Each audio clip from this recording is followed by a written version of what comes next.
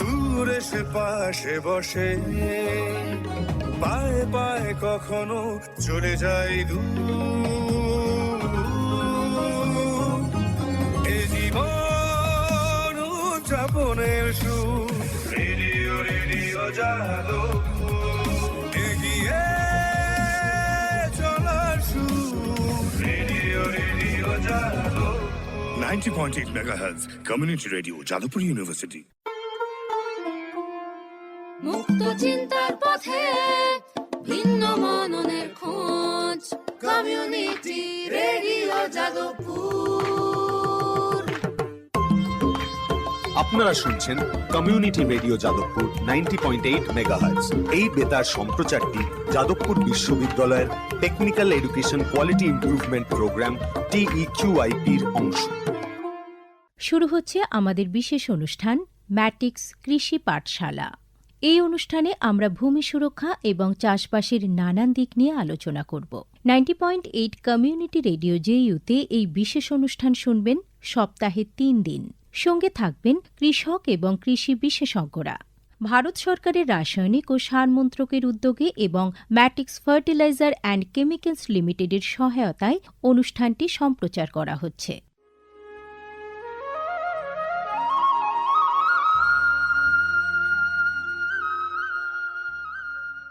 অর্থনৈতিক বিষয় সংক্রান্ত ক্যাবিনেট কমিটি তাদের 28 জুন 2023 সভায় PM প্রণাম নামক একটি প্রকল্প অনুমোদন করেছে। এই প্রকল্পের উদ্দেশ্য হল ধরিত্রী ও মৃত্তিকার পুনরুদ্ধার, পুষ্টি, উন্নতি সাধন এবং তা নিয়ে সচেতনতা বৃদ্ধি। গ্রামীণ স্তর থেকে শুরু করে আমাদের সকলের প্রচেষ্টা মাতৃভূমির যত্ন ও স্বাস্থ্য রক্ষার জন্য এই অনন্য পদক্ষেপকে ফলপ্রসূ করে তুলতে পারে। এই প্রকল্পের মূল লক্ষ্য হল কৃষিতে রাসায়নিক সার এবং কীটনাশকের অত্যধিক ব্যবহার দূর করা। বাড়তি ফলনের জন্য সার ও কীটনাশকের অতিরিক্ত ব্যবহার মাটিকে অসুস্থ করে তুলছে, কমিয়ে দিচ্ছে তার উৎপাদন ক্ষমতা। মাটির পুষ্টি আর সুরক্ষার জন্য প্রাকৃতিক অথবা জৈব সারের ভূমি পরীক্ষা ভিত্তিক সুষম ব্যবহার করা প্রয়োজন। পাশাপাশি দরকার জৈব ও প্রাকৃতিক চাষ পদ্ধতি এবং সম্পদ সংরক্ষণ প্রযুক্তি, যেমন সমন্বিত কৃষি ব্যবস্থা, ক্ষুদ্র সেচ, মালচিং, মাটির ক্ষতিকারক খনন না করা, ঘুরে ফিরে বিভিন্ন ফসলের চাষ ইত্যাদি। চাষবাসের এই টেকসই পদ্ধতিগুলো মাটির উর্বরতা বাড়াবে, পরিবেশ দূষণ কমাবে এবং দীর্ঘমেয়াদী উৎপাদনশীলতাকে শক্তিশালী করবে। সারের সুষম ব্যবহার শুধু মাটিই নয়, সার্বিকভাবে পরিবেশের স্বাস্থ্য রক্ষা করে। সুষম সার ব্যবহারের অর্থ হল উদ্ভিদকে তার প্রয়োজনীয় পুষ্টি উপাদানগুলি সঠিক পরিমাণে এবং অনুপাতে, সঠিক সময়ে এবং উপযুক্ত পদ্ধতিতে দেওয়া। সংশ্লিষ্ট রাজ্য বিশ্ববিদ্যালয়গুলি ইতিমধ্যেই তাদের এলাকায় উৎপাদিত ফসলের প্রয়োজন অনুসারে এর ডোজগুলি নির্ধারণ করেছে। সঠিক মাত্রায় সার ব্যবহার করলে ফলন যেমন বাড়বে, তেমনি বাড়বে ফসলের গুণমান। ভালোভাবে পোষিত মাটিতে ফলানো ফল, শাকসবজি ও শস্য প্রয়োজনীয় পুষ্টিতে ভরপুর আর সুস্বাদু হয়। ফলনের বৃদ্ধি আর উন্নত গুণমান আমাদের কৃষকদের জন্য নিয়ে আসবে বেশি মুনাফাও। শুধু বেশি ফসল নয়, উন্নততর ফসল আমাদের লক্ষ্য। এই কৌশলে লাভবান হবে প্রত্যেকে, আমাদের কৃষকরা, আমাদের পরিবেশ এবং সর্বোপরি আমরা সকলে। বিচার বিবেচনার সঙ্গে পরিপোষক ব্যবহার করলে কেবল ফলনই বাড়ে না, প্রজন্মের পর প্রজন্ম জমি থাকে উর্বর। সুতরাং আসুন, একটি উজ্জ্বল এবং স্থায়ী কৃষি ভবিষ্যতের জন্য আমরা সুষম সার ব্যবহারের প্রচার ও অনুশীলন চালিয়ে যাই।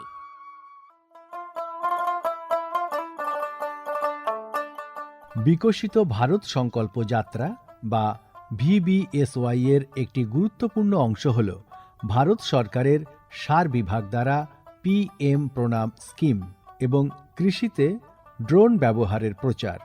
সারের সুষম ব্যবহার এবং ন্যানো সারের ব্যবহার নিশ্চিত করার কাজে সার বিভাগ বিভিন্ন সংস্থা ও মানুষকে নিযুক্ত করেছে, যেমন বিভিন্ন সার উৎপাদনকারী সংস্থা, প্রধানমন্ত্রী কৃষি সমৃদ্ধি কেন্দ্র বা PMKSK গুলি, ফিল্ড অফিসার এবং নোডাল অফিসারদের। VBSY এর একটি প্রধান দিক হল বিভিন্ন শস্য এবং গাছপালার ওপর ন্যানো এবং জল দ্রবণীয় সার স্প্রে করার কাজে ড্রোনের ব্যাপক ব্যবহার। এই উদ্যোগের ফলে 29টি রাজ্য ও কেন্দ্রশাসিত অঞ্চলের বিভিন্ন জেলায় হাজার হাজার ড্রোন প্রদর্শন হয়েছে। এই পদ্ধতিটি হাতে কলমে দেখিয়ে দেওয়ায় আধুনিক কৃষি প্রযুক্তি গ্রহণের সুবিধাগুলি মানুষের কাছে আরও স্পষ্ট ও বিশ্বাসযোগ্য হয়ে উঠেছে। এই জনসংযোগ কর্মসূচিগুলি দীর্ঘমেয়াদী কৃষি অনুশীলনের সুফল সম্পর্কে নাগরিকদের অবহিত করতে একটা বড় ভূমিকা পালন করেছে। সারা দেশ জুড়ে লক্ষাধিক দর্শক ড্রোনের প্রদর্শনী প্রত্যক্ষ করেছেন। প্রচলিত ইউরিয়ার চেয়ে ন্যানো ইউরিয়ার উপকারিতা বিষয়ে সচেতন হয়ে কৃষকরা ন্যানো সার প্রয়োগে গভীর আগ্রহ দেখিয়েছেন। এই কর্মসূচির আলাপ আলোচনায় উঠে এসেছে জৈব চাষের উপযোগিতা, যা প্রমাণ করে চাষের এই সব অনুশীলনগুলি নিয়ে কৃষকদের সচেতনতা। উৎসাহী কৃষকরা কৃষিতে ড্রোন প্রযুক্তির বিষয়ে আগ্রহ প্রকাশ করেছেন। এই আধুনিক কৌশলগুলির অর্থনৈতিক কার্যকারিতা কৃষকদের নতুন দিশা দেখিয়েছে, কৃষিতে এক স্থায়ী এবং সাশ্রয়ী পদ্ধতির পথ প্রশস্ত করেছে। মাননীয় প্রধানমন্ত্রী মহিলা কিষাণ ড্রোন কেন্দ্র চালু করেছেন।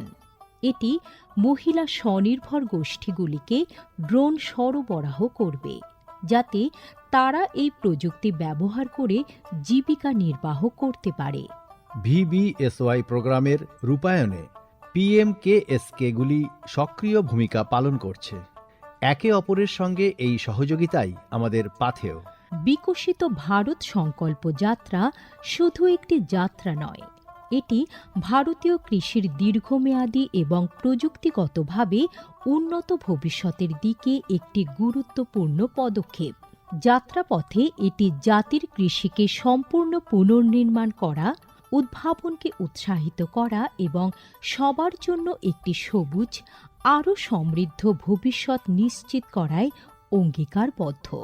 ড্রোন প্রযুক্তি, ন্যানো সার এবং দীর্ঘমেয়াদী কৃষি অনুশীলনের প্রচারের মাধ্যমে এটি কেবল সচেতনতায় তৈরি করছে না, আরও সমৃদ্ধ এবং পরিবেশ বান্ধব ভবিষ্যতের জন্য নব প্রযুক্তিকে গ্রহণ করতে কৃষকদের অনুপ্রাণিত করছে।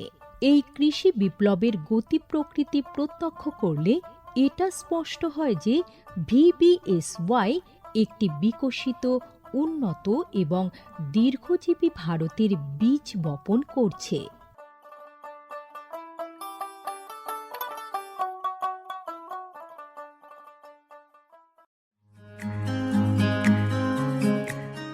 ভারতের যে সার কোম্পানিগুলি সবচেয়ে দ্রুত গতিতে বৃদ্ধি পাচ্ছে, ম্যাটিক্স ফার্টিলাইজার্স অ্যান্ড কেমিক্যালস লিমিটেড তার মধ্যে অন্যতম। পশ্চিমবঙ্গের পানাগড়ে অবস্থিত তাদের কারখানায় বছরে 12.5 লক্ষ টনের ওপর ইউরিয়া সার উৎপাদন হয়। ভারত সরকারের গ্রিনফিল্ড প্রজেক্ট হিসেবে স্বীকৃত এই কারখানায় তৈরি হয় ডক্টর ফসল। ইতিমধ্যে যা পূর্ব ভারতের সর্বাধিক বিক্রিত ইউরিয়া সার হয়ে উঠেছে। কৃষি উন্নয়ন ও ভূমি সুরক্ষা, ক্ষুধা, অপুষ্টি ও দারিদ্র্য দূরীকরণ, গ্রামীণ এলাকা ও বস্তি উন্নয়ন, লিঙ্গ সাম্য, পরিবেশ, স্বাস্থ্য, শিক্ষা ইত্যাদি নানান বিষয়ের উপর জোর দেয় ম্যাটিক্সের CSR প্রকল্পগুলি। ম্যাটিক্স এক সবুজ ভবিষ্যতের অঙ্গীকার।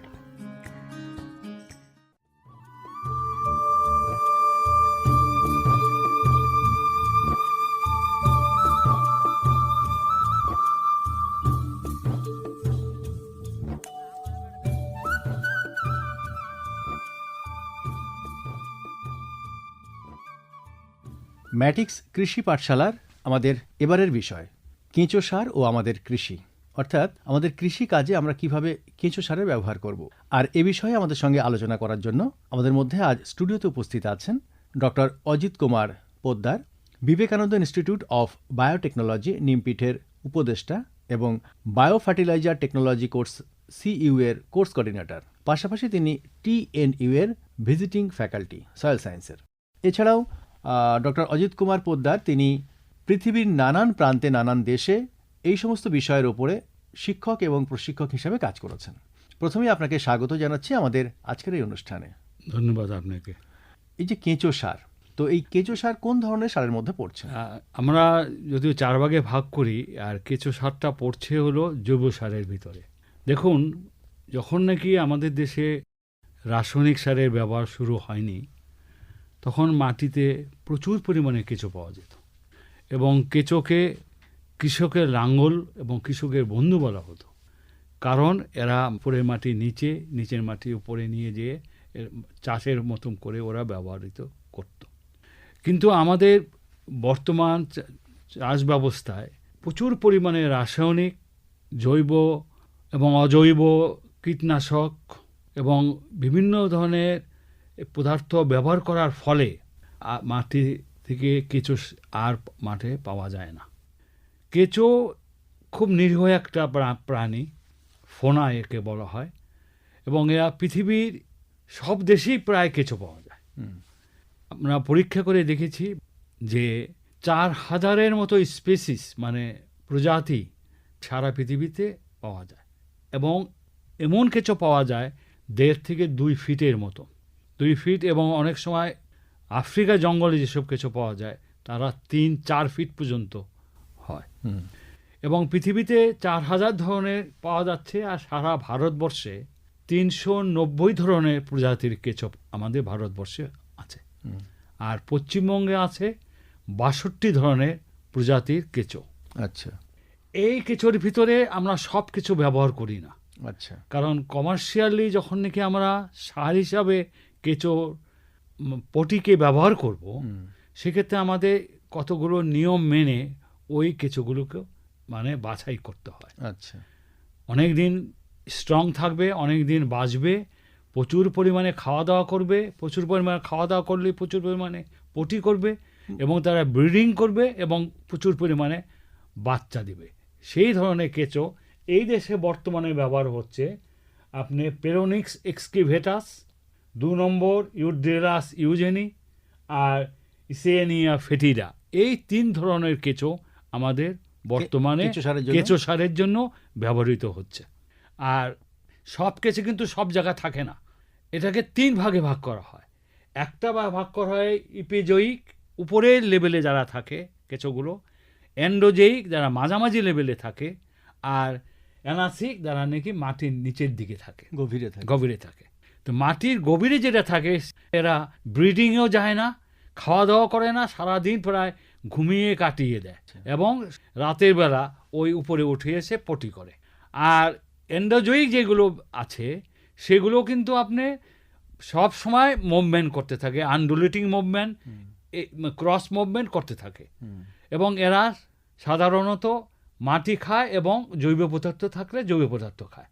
আর নিচের যে বলা অ্যানাসিক, এরা শুধু মাটি খায়, অত মাটির ভিতরে যে পদার্থ থাকে সেটি তারা পটি করে, অত সেটা আমাদের জন্য খুব বেশি একটা উপকারে আসে না। উপরে যে নাকি থাকে ইপিজয়িক যে কেঁচোগুলো থাকে, এরা উপরের লেভেলে থাকে, মাটির ধরেন 2-3 ইঞ্চি নিচের দিকে থাকে, এবং তারা শুধুমাত্র জৈব পদার্থ খায়। অতএব যেহেতু তারা জৈব পদার্থ খায়, সেহেতু তারা যে পটি করে সেই পটিতে মানে কাস্ট করে, সেই পটিতে কিন্তু জৈব পদার্থের পরিমাণ বেশি থাকে। আর এদের আর একটা গুণ হলো যে এরা কিন্তু যা খায় তার 5 থেকে 10% তার নিজের শরীরের জন্য রাখে, আর বাকিটা পটি দিয়ে বের করে দেয়। আমরা এও পরীক্ষা করে দেখেছি যে ভালো যদি জীবাণু পাওয়া যায়, এরা যদি খায়, তো তার 6 থেকে 7 গুণ বৃদ্ধি পায় তাদের পটিতে। আচ্ছা, এবং এদের কিন্তু কোনো চোখ নেই, কান নেই, নাক নেই, এদের শুধু মুখ আছে আর অ্যানাস আছে। কিন্তু এদের সবচেয়ে বেশি কাজ করে হলো তাদের নার্ভ সিস্টেমটা। আপনি বুঝতে পারবেন না বাইরে বৃষ্টি হচ্ছে কিনা, কিন্তু কেঁচোরা কিন্তু ঠিক সেই বুঝে যে ওখানে বৃষ্টি হচ্ছে, এবং ওরা ওখানে মুভ করে। ওদের কিন্তু চোখ নেই, ওরা দেখতে পারে না, কিন্তু ওদের নার্ভটা এতই মানে স্ট্রং যে ওরা এটা ব্যবহার করে। তার মানে আমরা বুঝলাম যে কেঁচো সার জৈব সার। হ্যাঁ, এটা একটা জৈব সার, একদম জৈব সার। কিন্তু ধরেন যখন নাকি আমরা পড়াশোনা করেছি তখন কিন্তু complete decompose of organic matter is call humus বলা হতো, এবং হিউমাসকে বলা হতো মাটির হৃদয়। কিন্তু এখন দেখা গেছে এর থেকে ভালো এই কেঁচো সার, বিকজ এই কেঁচো সার হরমোন, ভিটামিন, মিনারেলস, অ্যান্টিবায়োটিক এই জাতীয় পদার্থ করে এবং প্রচুর পরিমাণে ভালো জীবাণু তার কাষ্ঠের মধ্যে রাখে। ফলে আমরা এই কেঁচো সারটাকেই এখন জৈব সারের সবচেয়ে ভালো সার হিসাবে পরিগণিত হয়েছে ওর কার্যকারিতার দিক দিয়ে। আচ্ছা, আপনি এই যে বলছিলেন যে 3টে প্রজাতির কেঁচো নিয়ে আমাদের আমরা কাজ এখানে করছি। সার তৈরি হচ্ছে এবং খুব সহজ উপায়ে সহজলভ্যভাবে আমরা কেঁচো সার তৈরি করতে পারি। হ্যাঁ। তো সেটা কিভাবে তৈরি করা যায়? এই তৈরি করার জন্য বড় বড় কারখানার খুব বেশি প্রয়োজন না, যদিও বিদেশে এই বিষয়ে বিরাট বিরাট কারখানা আছে, কিন্তু আমরা যা মনে করছি তাতে আমাদের প্রান্তিক চাষি ভাইয়েরা তারা যদি ইচ্ছা করে নিজের বাড়িতে এই কেঁচো সারটা তৈরি করতে পারে এবং করে ব্যবহার করতে পারে। এবং এর জন্য তাকে যে বিরাট কিছু একটা মানে কারখানা করতে হবে, মানি ইনভলভমেন্ট থাকবে, সেই রকম না। হাতের কাছে তারা পচনশীল যা জিনিস পাবে সেই জিনিস দিয়েই তারা তৈরি করতে পারে। যেমন আমি এক্সাম্পল দিয়ে দিই, আমাদের প্রত্যেকটা বাড়িতেই গাছগাছরা থাকে, সেখান থেকে রোজই প্রায় পাতা ঝরে, সেইগুলো ব্যবহার করতে পারে। গরু থাকলে গরুর ঘরের যে আবর্জনা সেগুলো ব্যবহার করতে পারে। প্রতিদিন যে আমরা খাবার খাই তাতে যে রেস্ট যে ভেজিটেবলের প্রোডাক্ট থাকে সেটা ব্যবহার করতে পারে। রিসাইকেলের মাধ্যমে যদি এটাকে আমরা কেঁচো সারে রূপান্তরিত করি তবে কৃষক ভাইরা 4 রকমের লাভ পাবে। অতএব ওরা নিজেরা বাড়িতে বসে তৈরি করতে পারে। এবং এই ছোট্ট করে যদি একটু পদ্ধতিটা বলেন। আচ্ছা, কাঁচামালটা প্রথম বললাম যেগুলো নাকি হাতের কাছে, এবং কচুরি পানা এবং পুকুরের যে ল্যামডা থাকে, তারপরে আগাছা থাকে, হার্ব অ্যান্ড শার্প থাকে। আমি তো বললাম যে পচনশীল সব জিনিসই ব্যবহার করা যাবে এবং তার সাথে আমরা দ্রুত পচনের জন্য কিছু জীবাণু ব্যবহার করব। সেটা কোথার থেকে পাবো? সেটা গোবর থেকে পাবো, অথবা যদি কোনো কৃষক ভাই গ্যাস তৈরি করার সিস্টেম থাকে, তার যে রেস্ট গোবর গ্যাস তৈরি করার যে সিস্টেম থাকে, তার যে রেস্ট স্যালারি বের হয়, সেই স্যালারিটা ব্যবহার করা যায়। এই দুটো যদি আপনার কাছে না থাকে তাতেও চিন্তা করার নাই। আমরা যে পচা পুকুর অথবা পচা ড্রেন, সেখান থেকে আমরা স্যালারি তুলে নিয়ে এই জৈব পদার্থ তৈরি করতে পারি। এটা দুটো জিনিস হতে হবে। প্রথম অ্যানারোবিক কন্ডিশন করতে হবে, যে সেখানে অক্সিজেন ঢুকবে না। তারপরে অ্যানারোবিক কন্ডিশন করা হবে এই কারণে যে এই যে আমি জৈব পদার্থগুলি দিলাম তার মধ্যে প্রচুর জীবাণু আছে এবং খারাপ জীবাণু আছে। এইগুলোকে মেরে ফেলার জন্য আমরা এই অ্যানারোবিক কন্ডিশন করবো, বন্ধ করে দেবো। কীভাবে করব? সিম্পল একটা কালো পলিথিন দিয়ে আটকে দিলে পরে টেম্পারেচারটা বাড়বে এবং ভিতরে যে জীবাণুগুলো আছে সেগুলো মারা যাবে। এরপরে এটাকে আমরা 10 থেকে 12 দিন রাখবে কৃষক ভাইরা। তারপর ওটাকে সরিয়ে দিয়ে এটাকে নিচে জিনিস উপরে জিনিস নিচে করে অ্যারোবিক কন্ডিশন সৃষ্টি করবে। সেটা বাতাস যেমন যায় এবং প্রচুর জীবাণু যেমন সেখানে ব্যবহৃত হয় বাতাস থেকেই। সেটা হবে কিছুদিন পর দেখা যাবে যে আলুটা কৃষক ভাই দিয়েছিল বা যেই পটলটা কৃষক ভাই দিয়েছিল সেটা আর বোঝা যাচ্ছে না। সেটাকে বলা হয় পার্শিয়াল ডিকম্পোজ অর আংশিক পচন। এই মুহূর্তেই আমরা কিন্তু কেঁচো সার ছাড়বে মানে কৃষক ভাইরা, সেটা কিন্তু আমরা ওই পার্শিয়াল ডিকম্পোজের সময় ছাড়বো। তো আপনি একটা পরিমাণ কৃষক বুঝবে যে আমার এতটুকু আছে, ওই হিসাবটা সে করে 10 থেকে 12টি কেঁচো, এই যে 3টা কেঁচোর নাম আপনাকে আগে বললাম, যে কোনো একটা অথবা মিক্স সে ব্যবহার করতে পারে, সে ওখানে ছেড়ে দিবে। জেনারেলি আমরা বলি বিকেলের দিকে ছাড়বে, কারণ কেঁচোর জন্য সরাসরি রোদটা খুব বেদনাদায়ক। এই জন্য আমরা বলি যে বিকেলের দিকে কেঁচোটা ছাড়বে। কেঁচোটা আপনি ওই হিপের মধ্যে ছেড়ে দিলেন, ছেড়ে দেওয়ার পর কেঁচোটা নিচের দিকে চলে যাবে, কিন্তু আপনাকে ওয়েট করতে হবে 1 ঘন্টা। কেন? যদি আপনি তারপরে 1 ঘন্টা পর যদি আপনি ওগুলোকে একটু সরিয়ে দেখেন যে কেঁচোগুলো একটা করে বল হয়ে গেছে ছোট ছোট, আচ্ছা, তখন আপনাকে বুঝতে হবে সামথিং রং এই পার্শিয়াল ডিকম্পোজিশনের ভিতরে। তো সঙ্গে সঙ্গে কেঁচোটা উঠে আপনি 21 দিনের গোবরের ভিতরে রেখে দেবেন। আর যদি দেখেন যে না স্পার হয়ে গেছে, সেই ক্ষেত্রে আপনাকে আর চিন্তা করা লাগবে না, আপনি রেখে দেন। মাঝে মাঝে একটু জল দিবেন, আর দেখবেন যে কিছুদিন পর 15 থেকে 20 দিন পর দেখবেন যে উপরে CTC 4 মতো গুঁড়ো গুঁড়ো হচ্ছে, সেটাই কাস্ট তো সেটা যদি যখন আপনি কালেকশন করবেন 1 মাস পর, তখন আপনি হাতে কিন্তু খালি হাতে করবেন না, হাতে কিন্তু একটা গ্লোভস পরতে হয়, কারণ কেঁচোরা খুব নরম, এবং কারণ ওদের শরীরে 80 থেকে 85% ওয়াটার থাকে, ইনজুরি হলে পরে ইনফেকশন হয়ে যেতে পারে। সেই ক্ষেত্রের জন্য আপনাকে কিন্তু অবশ্যই গ্লোভস পরতে হবে, এবং জল দেওয়া 2 দিন আগে থেকে বন্ধ করে দেবেন। দেখবেন উপরে একটু শুকিয়ে গেছে, কেঁচোগুলো জল না পাওয়াতে নিচের দিকে ঢুকে গেছে, আপনি উপর থেকে কেঁচো সারটাকে বের করে নিয়ে আসবেন। আর একটা কথা, যে কেঁচো সারে কিন্তু কোনো গন্ধ হয় না, আচ্ছা, ফলে আপনি বাড়ির বারান্দার মধ্যে আপনি এই জিনিসটা করতে পারেন। অনেকেই করছে, অনেক কৃষক ভাইরা এই কাজটা করছে। করার পর আপনি ওটাকে নিয়ে আসলেন, নিয়ে এসে পরে ছড়িয়ে দিবেন, তারপরে একটু সিপ করতে হবে, সিপ করে আপনি এটাকে মানে মাঠে ব্যবহার করতে পারবেন। তো এই কেঁচো সার সংরক্ষণের কি কোনো ব্যাপার স্যাপার আছে? কেঁচো সার সংরক্ষণে ধরেন যখন নাকি আপনি পার্শিয়াল ডিকম্পোজ, যেটা আপনাকে বলেছিলাম যে কেঁচো সারবেন কখন, সেটা কিন্তু আপনাকে 60% মানে শতকরা 60% জল থাকতে হবে। তো সেটা বুঝবেন কি হবে, সেটা বোঝার একটা খুব সিম্পল পদ্ধতি আমরা করেছি। আপনি 1 মুঠো পার্শিয়াল ডিকম্পোজ নিয়ে হাতের মুঠোতে প্রেস করবেন। যদি প্রেস করেন, যদি জলটা বেরোয় কিন্তু পড়ে যায় না, নিচের দিকে ড্রপ করে না, তখন বলবেন যে এটার ভিতরে 60%। সেটা কি ওপর থেকে নেবে নাকি যে কোনো জায়গাতে নিতে হবে, মানে পুরোটাই 60% থাকুক এটা চাই আমরা। যখন প্রেস করলে পরে জল বেরোচ্ছে কিন্তু ড্রপ করছে, রস আছে, হালকা রস আছে, ওটা কিন্তু দরকার।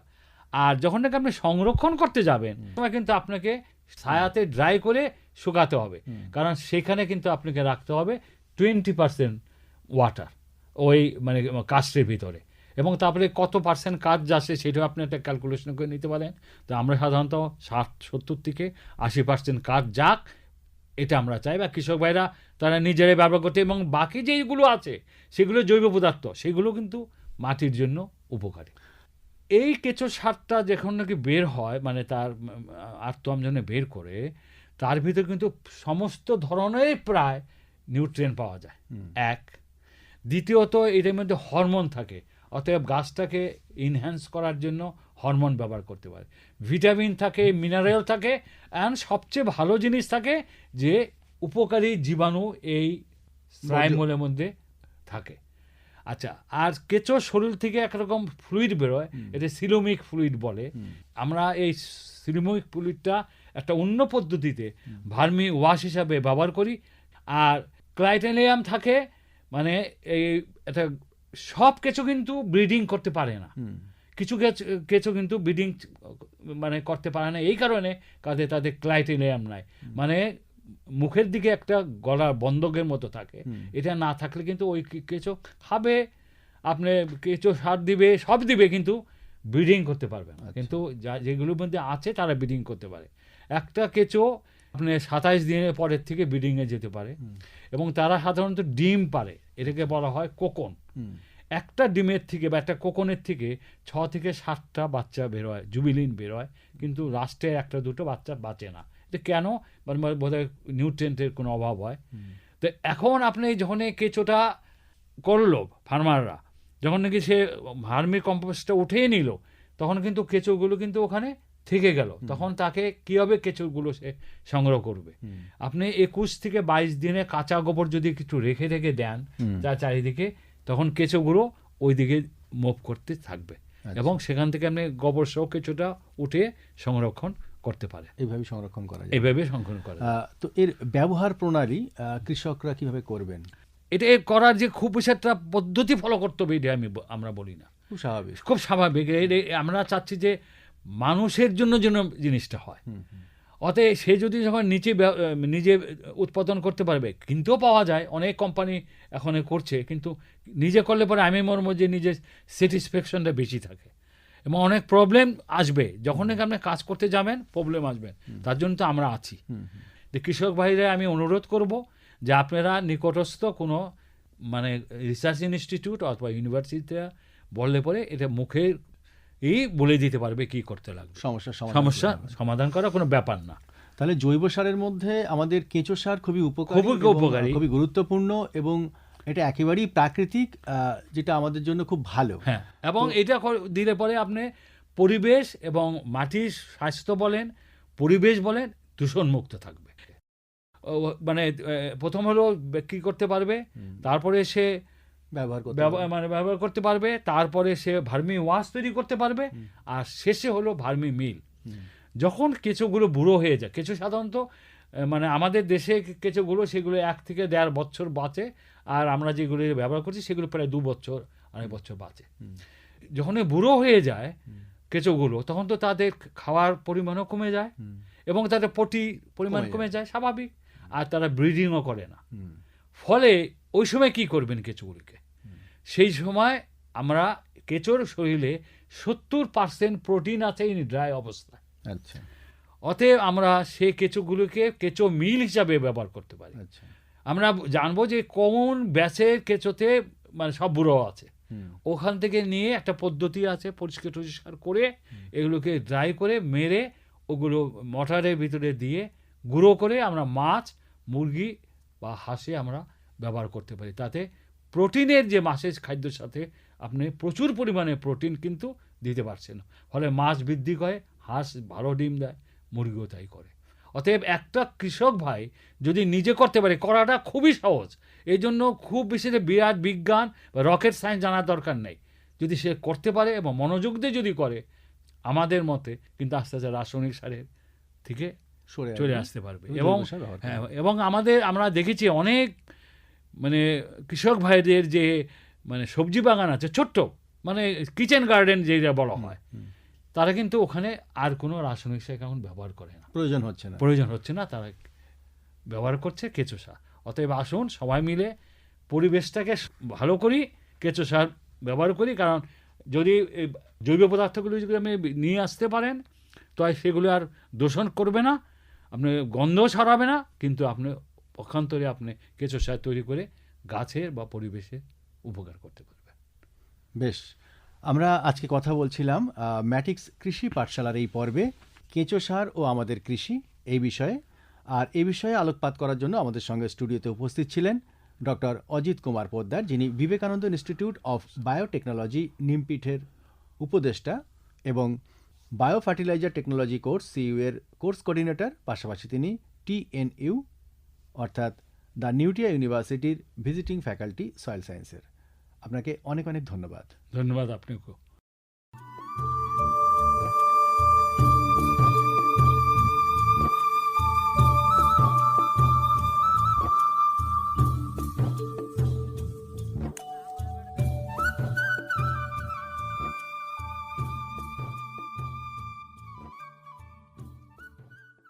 এতক্ষণ শুনলেন আমাদের বিশেষ অনুষ্ঠান ম্যাটিক্স কৃষি পাঠশালা। ভারত সরকারের রাসায়নিক ও সার মন্ত্রকের উদ্যোগে এবং ম্যাটিক্স ফার্টিলাইজার অ্যান্ড কেমিক্যালস লিমিটেডের সহায়তায় অনুষ্ঠানটি সম্প্রচার করা হলো। কেমন লাগলো এই অনুষ্ঠান আমাদের জানাতে পারেন 0332457260 নম্বরে। আপনারা আমাদের মেলও করতে পারেন radio.ju@gmail.com এ। আমাদের ইউটিউব চ্যানেল রেডিও JU, এখানেও আপনারা এই বিশেষ অনুষ্ঠানটি শুনতে পারেন। আর আমাদের ইনস্টাগ্রাম আইডি radio_JU আপনারা ফলো করতে পারেন। আজকের মতো ম্যাটিক্স কৃষি পাঠশালা এ পর্যন্তই। শুনতে থাকুন কমিউনিটি রেডিও JU 90.8 মেগাহার্টজে।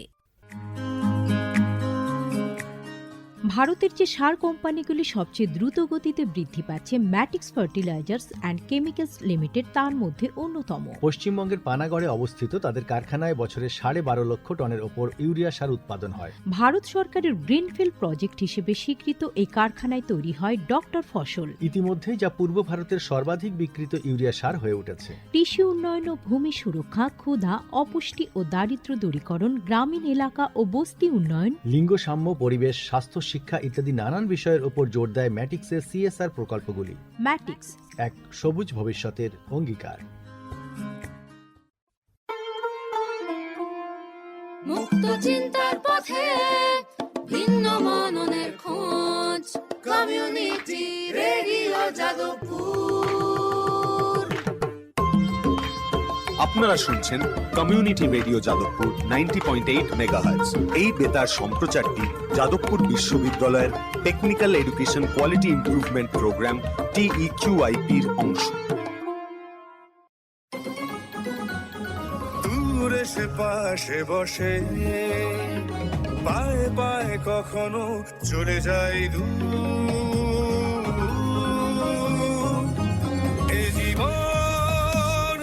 উদযাপনের সুর রেডিও রেডিও যাদবপুর এগিয়ে চলার সুর radio radio Jadavpur 90.8 MHz Community Radio, Jadavpur University.